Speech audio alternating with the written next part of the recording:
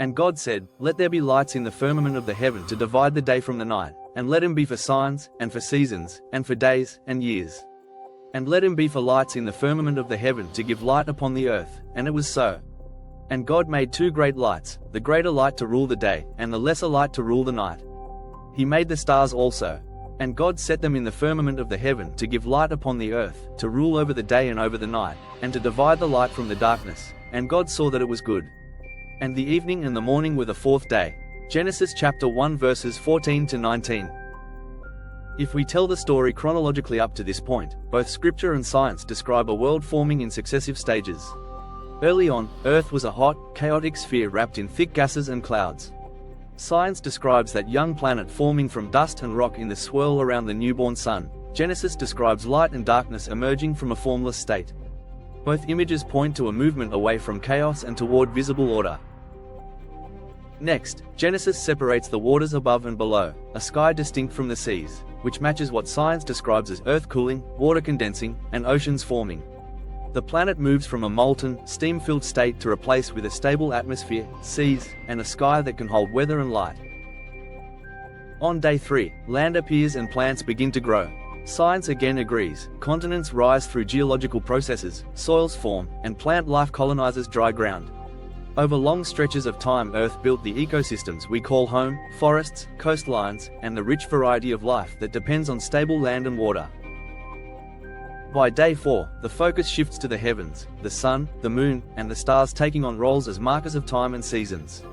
Science tells us the sun existed before Earth, the moon likely formed soon after Earth when a large impact blasted material into orbit that later coalesced into our moon. Over millions to hundreds of millions of years, that moon's gravitational influence helped stabilize Earth's tilt and rotation.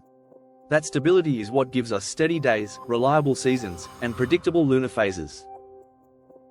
From an observer's point of view on Earth, there comes a moment when the sky itself becomes readable.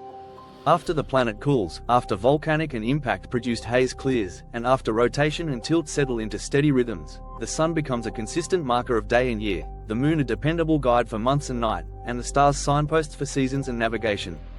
Genesis chapter 1 verses 14 to 19 can be read as describing that moment, the heavens being set in place to govern day and night and to mark the rhythms of life. Reading Genesis this way, from the perspective of an Earth observer rather than as a literal catalogue of cosmic manufacturing steps, brings the biblical and scientific pictures into harmony.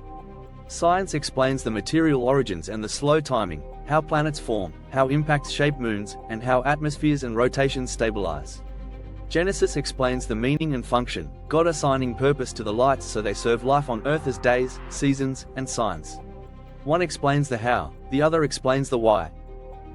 Together they tell a single, richer story, a world that moves from chaos to order, whose physical history makes possible the stable cycles by which we measure time, and whose skies become beautiful and meaningful to people who live beneath them.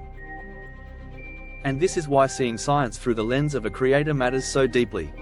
When we study the heavens, we are not merely cataloging distant objects or recording impersonal facts, we are witnessing a story that holds meaning for human life. The laws that shape the stars, the cycles that govern our seasons, the stability that makes life possible, science shows us how they work, faith shows us why they matter.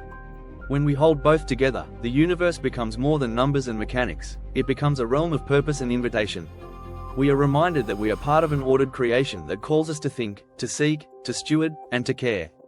Understanding science through the eyes of a creator helps humanity remember its place, not as accidental wanderers in a meaningless void, but as participants in a vast, beautiful, and purposeful story.